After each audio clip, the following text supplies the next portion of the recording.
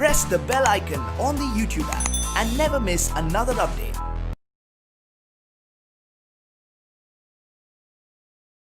In this episode, we are going to discuss the basic principles of consolidation under Accounting Standard 21. If you are able to understand these 5 basic principles which are there in Accounting Standard 21, you can solve any question of consolidation. Yes, the number of adjustments may keep on increasing, but these 5 basic principles pave the way how consolidation is done under Accounting Standard 21. So let us, in this episode, understand what these 5 basic principles of consolidation are. For this very purpose, I have designed one simple illustration so that I can walk you through, so that I can guide you through what these 5 basic principles are. So let's see that illustration, and through the illustration, let's understand how consolidation can be carried out. As you can see on your screen, right, we are having this simple illustration. Let's see this illustration. The illustration says, study the following balance sheets of H Limited and S Limited as on 31st March 2020. So we are given the balance sheets on 31st March 2020. The balance sheets are of H Limited, S Limited, right? The balance sheet says on the liability side, you have share capital, reserves, and current liabilities.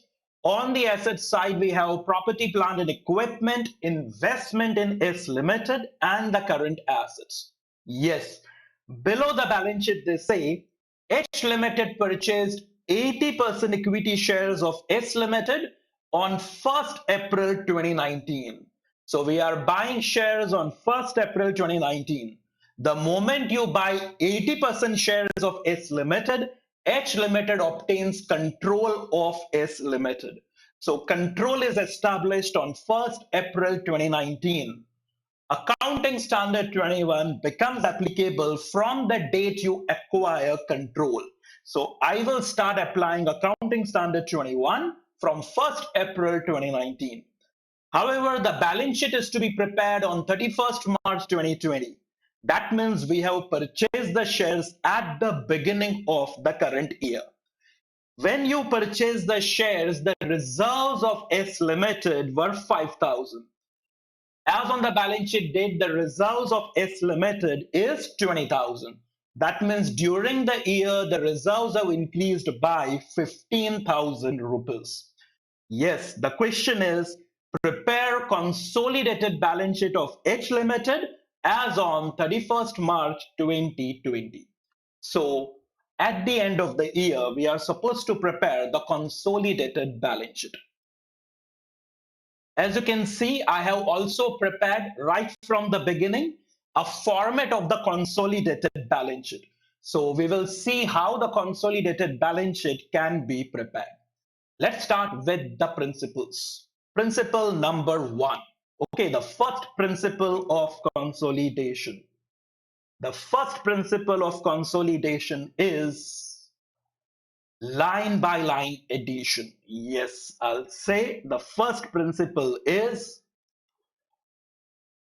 line by line addition of assets and liabilities other than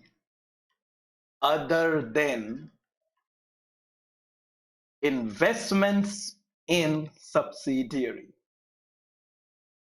So what we will do as our first principle is we will carry out line by line addition of assets and liabilities. Yes, we will exclude over here any investment that the holding company has made in the subsidiary. Okay, so how will I apply this principle? Line by line addition of assets and the liabilities. Just see.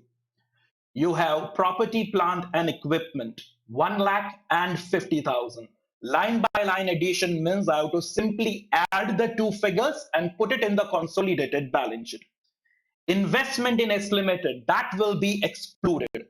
line by line addition principle will be applied only to assets and liabilities other than investment in the subsidiary. This principle will also not be applied to share capital and reserves, right? So only assets and liabilities. So you can see property, plant and equipment is 1 lakh and 50,000. I will add up the two figures. If I add up the two figures, my property, plant and equipment is turning out to be 1,50,000. So I write that in my consolidated balance sheet. Right. Okay. Look at the next one. Investment in S Limited is to be excluded, but current assets, again, I will do line by line addition.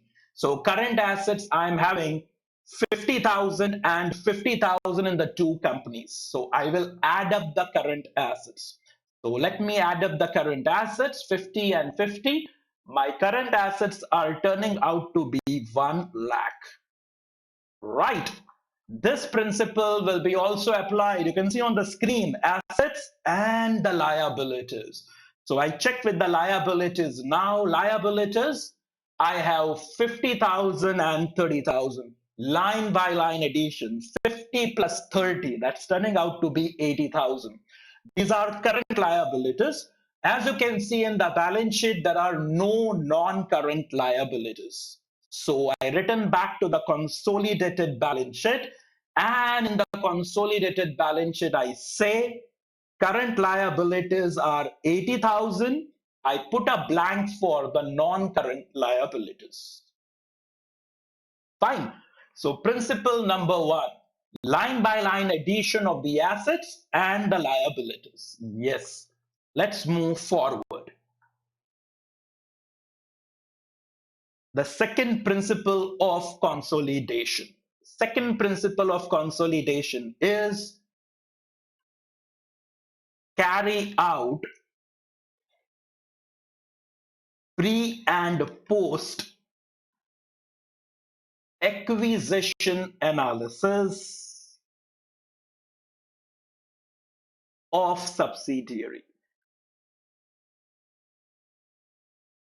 We have to carry out pre and post acquisition analysis of the subsidiary. What exactly do we mean by this? Yes, understand this principle. It's one of the important principles of consolidation. What do we mean by pre and post acquisition? We return back to our illustration. Yes. When did we buy shares in the subsidiary? We have purchased the shares of subsidiary on 1st April 2019. This we will understand as the acquisition date.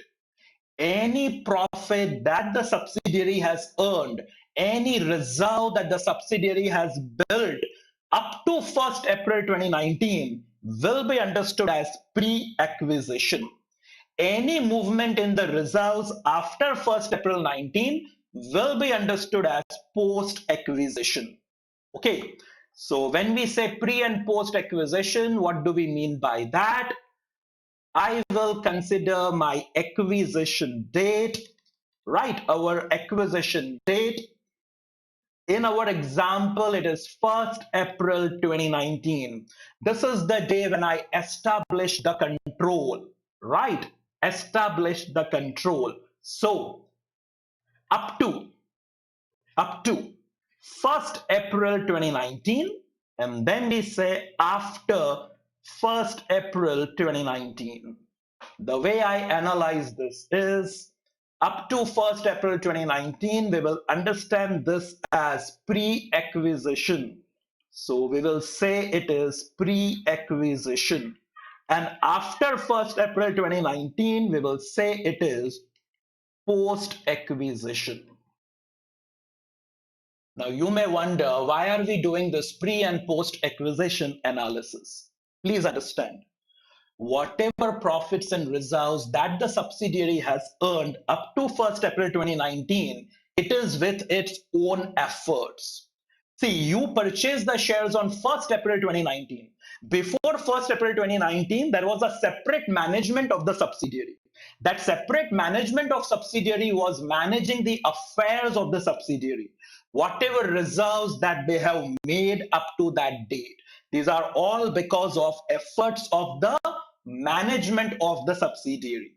So we call this as pre-acquisition. You know why pre-acquisition? These profits and reserves cannot be shared by the parent company. As a holding company, I cannot transfer these profits and reserves of subsidiary to my own profits and subsidiary. You can even use the term capital profits. Pre-acquisition profits are capital profits. By capital, we mean we cannot credit it to our P&L. We cannot credit it to our reserve. These profits have been earned by the management of the subsidiary before it became our subsidiary.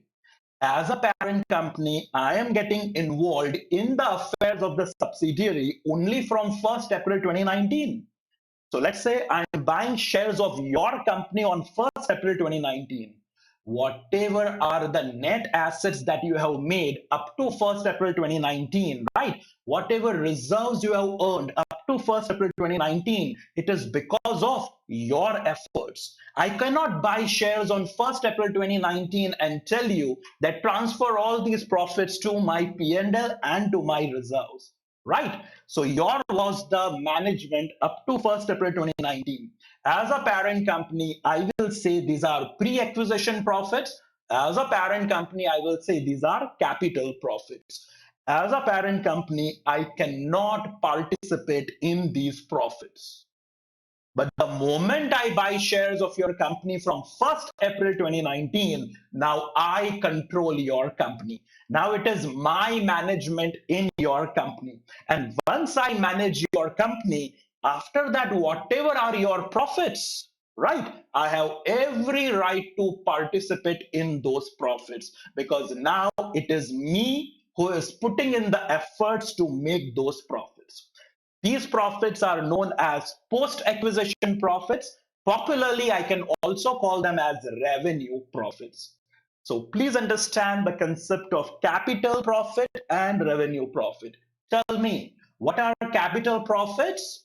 Pre-acquisition profits, right? Profits that the subsidiary has earned by its own efforts.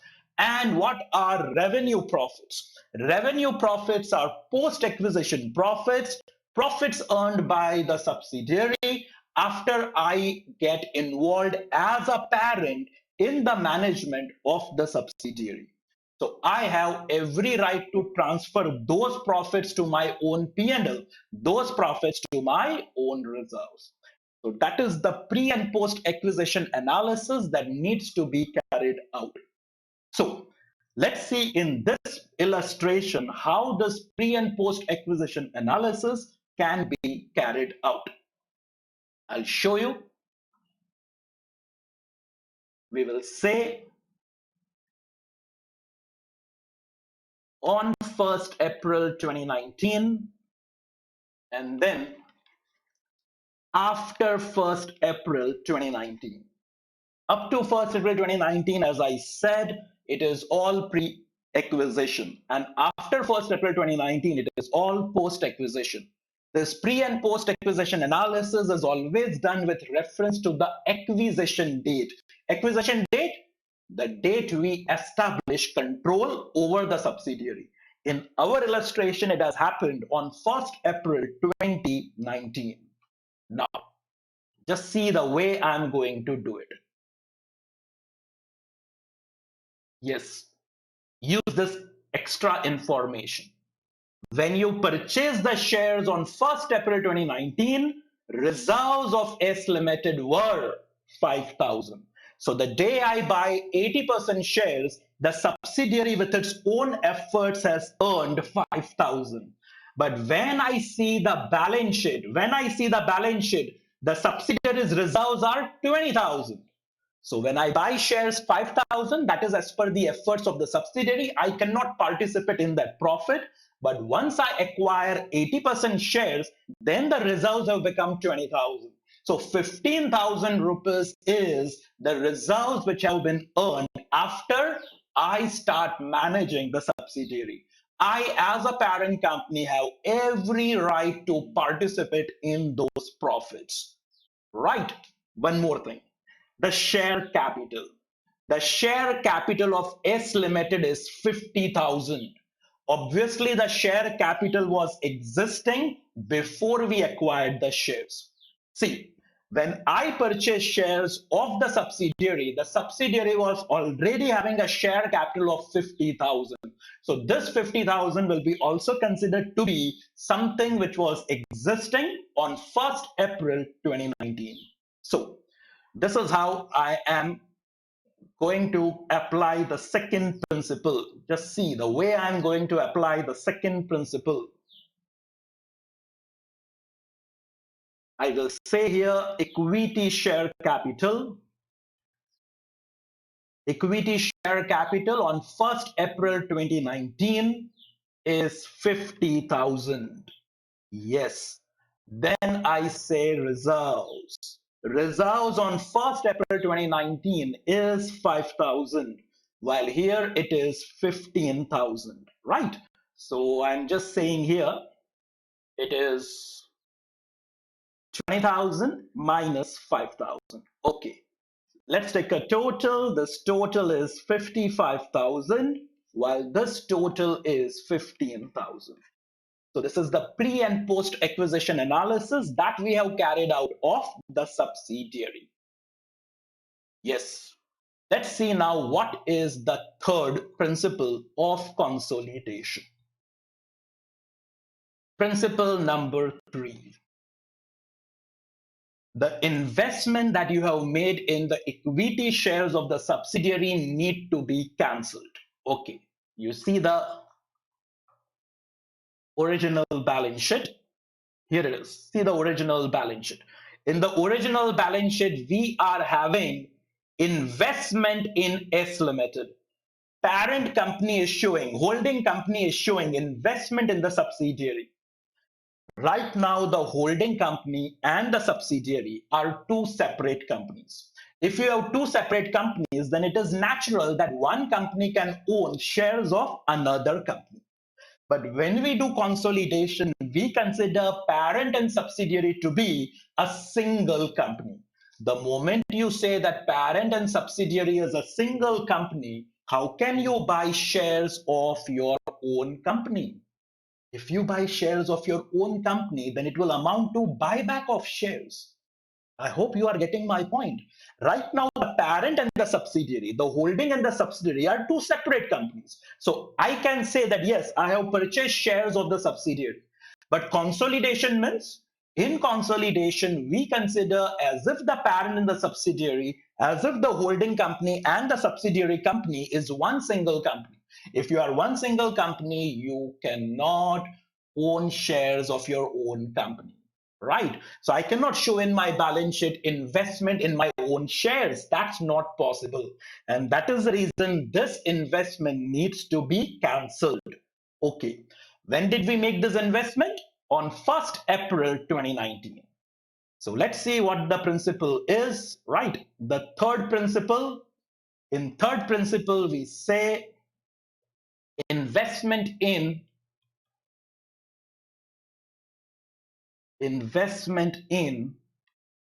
equity shares of subsidiary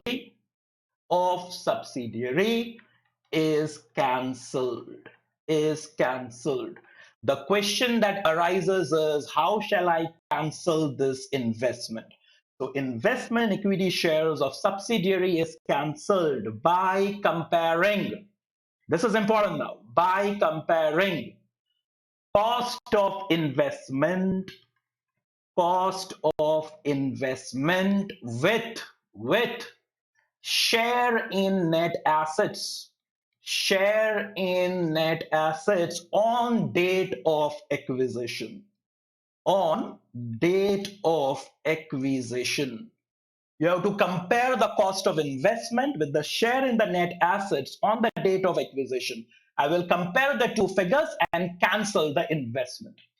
Cancellation of investment will give rise to either goodwill or capital reserve. If you have paid extra, goodwill. If you have paid less, then you will get capital reserve. The principle is quite similar to what is there in amalgamation. Okay, in amalgamation, we compare the purchase consideration with net assets taken over. If your purchase consideration is higher than the net assets taken over, we say there is goodwill. And if your purchase consideration is less than the net assets taken over, we say it is capital reserve. Aren't we comparing the same thing? Cost of investment, it is nothing but purchase consideration. And that I am going to compare with the share in net assets on the date of acquisition. So in our illustration, let's see how this principle will become applicable. We are saying cost of investment, right? Investment is on 1st April 2019. In other words, share in net assets on the date of acquisition. So my date of acquisition is going to be 1st April 2019. So just see the way I'm going to do it. Let me go back to the balance sheet. What was the cost of investment? Cost of investment is 50,000. Okay. So what I do is I say in this way, right? The way I cancel the investment, I say cost of investment. Yes, my cost of investment is 50,000. This I should compare with the share in the net assets. So I say less share in net assets. So share in net assets on 1st April 2019. So I require the share in net assets on 1st April 2019. 1st April 2019, we had done some analysis with respect to 1st April 2019. So here it is. See, we have done this analysis on 1st April 2019. On 1st April 2019, yes, you have 55,000. You know, 55,000 is nothing but the net assets on 1st April 2019. What is net assets? Net assets is assets minus liabilities. But if you apply the balance sheet equation, right? If you apply the balance sheet equation, assets minus liabilities is exactly equal to share capital plus reserves and surplus. You agree with me? Accounting standard 21 says you compare with net assets, but then net assets is assets minus liabilities, but then assets minus liabilities is equal to share capital plus reserves. If you see here, share capital plus reserve is nothing but 55,000. So yes, this is what I'm going to do. Cost of investment is 50,000. That I will compare with the share in the net assets. Net assets are 55,000. But see, we have purchased only 80% of the shares. So 55,000 I'll multiply by 80%. So 55,000 I multiply by 80%. My share in net assets is 44,000. So if you apply the logic of accounting standard 14 over here, net assets are 44,000, but you are paying 50,000. You are paying 6,000 extra. The 6,000 extra is nothing but goodwill. So I am getting goodwill of 6,000 rupees over here. Goodwill is an intangible asset. It should be reported in the consolidated balance sheet. Okay, so what I do is I go to the consolidated balance sheet now. Here it is, the consolidated balance sheet. They are saying intangible assets. Let me just clarify over here. My intangible asset is goodwill. So I'm getting a goodwill of 6,000 rupees over here, which I'm reporting in my consolidated balance sheet. Principle number 4. So let's understand principle number 4 now. You have acquired only 80% shares, right? You have acquired 80% shares. Remaining 20% are owned by outsiders. These remaining 20% shareholders are known as minority shareholders. if the company goes into liquidation, if the subsidiary goes into liquidation, what is the net assets that will belong to the minority shareholders? That is what we understand as minority interest. So, principle number 4 is to get the minority interest. So, let's get the minority interest over here. Yes, I will, since these are the figures that I'll have to use, I'm calculating it over here itself. Principle number 4, compute minority interest. Yes, minority interest. In our example, we have acquired 80% shares, so minority interest is 20%. See the way we are going to do. Here it is, the pre and post acquisition analysis, right? 55,000 on 1st April 2019 and 15,000 after 1st April 2019. Don't you feel that if the company goes into liquidation, 20% of this belongs to the minority shareholders? So we have to simply find out what this 20% is going to be. So that's what we do here for the computation of minority interest. Yes, I use these figures. I say share in net assets, right? I'll show the share in net assets. 55,000 into 20% and 15,000 into 20%, right? 55,000, here it is.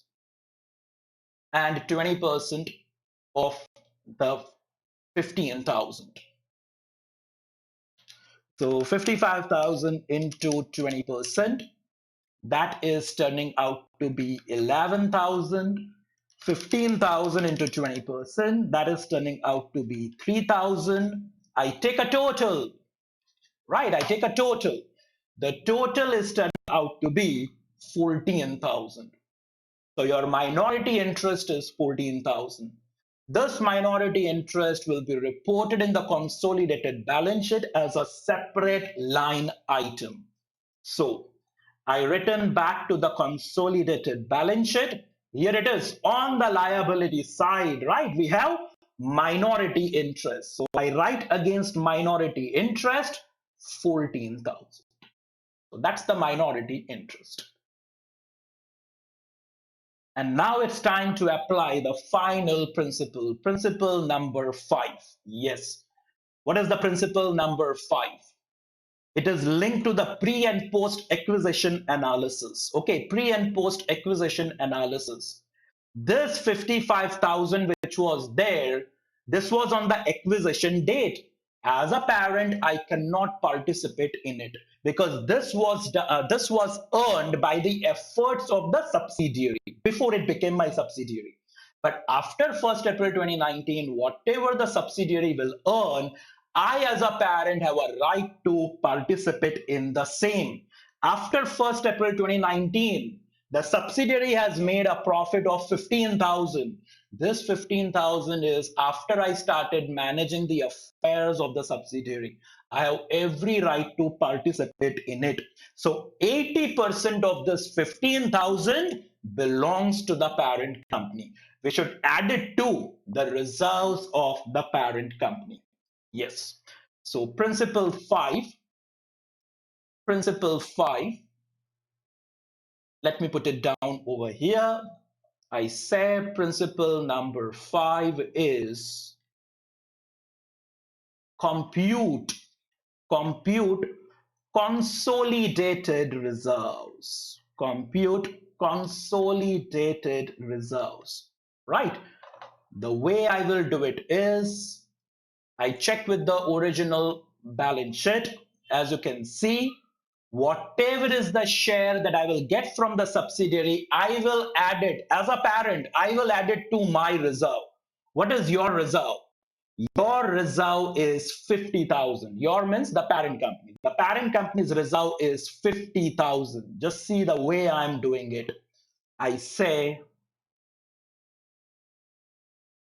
balance of reserves on 31st March 20 of H Limited, right? My own reserve. My own reserve is 50,000. To this, I will add share from subsidiary, right? I will add share from subsidiary. Subsidiary has made a profit of 15,000 once I started managing the affairs of that company. So 15,000, I will get 80% of it. 80% of that I'm going to add to my reserves. So that is turning out to be 12,000. So I take a total. The total is 62,000. So the total profit that belongs to the parent company is 62,000. This we will take to the consolidated balance sheet. So in the consolidated balance sheet against reserves and surplus, I will put 62,000. The only figure that is left, if you'll see the entire consolidated balance sheet now, the asset side has been filled up. The liability side is also filled up. The only item that has been left is the share capital. Only the share capital is left. See, this is consolidated balance sheet of H Limited. You are preparing consolidated balance sheet of H Limited. If the balance sheet is of H Limited, you have to show the share capital of H Limited. We have to do nothing with the subsidiary. Okay, balance sheet is of the parent, so share capital will be also of the parent. So let me check one final time. What is the share capital of the parent? The share capital of parent is 1 lakh. So here it is. I introduce 1 lakh over here. So this is the consolidated balance sheet for me. Let me take a total. 1 lakh, 62,000, 14,000 and 80,000. The total is turning out to be 2 lakh 56,000. So I get 2 lakh 56. Let me see on the asset side. On asset side, by observation itself, it is becoming clear that it is 2 lakh 56,000, right? By observation itself. So my consolidated balance sheet is ready. Principle number one, line by line addition of assets and liabilities. Principle number two, carry out pre and post acquisition analysis. Principle number three, cancel the investment in the equity shares by comparing the cost of investment with the share in the net assets. The resultant figure shall be either goodwill or capital reserve. Principle number four, compute the minority interest. And principle number five, right? Principle number five, compute the consolidated reserves. These are the basic 5 principles that you will have to apply when you are carrying out the consolidation. If that is what you are doing, you will be ready with your consolidated balance. Press the bell icon on the YouTube app and never miss another update.